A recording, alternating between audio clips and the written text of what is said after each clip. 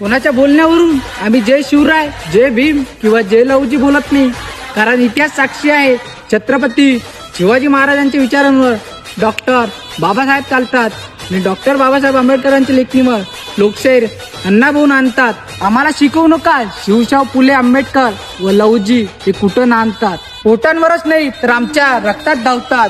कधी DNA check करून बघा, शिवशाहू फुले आंबेडकर तसेच लवजी यांचे विचार दिसतात.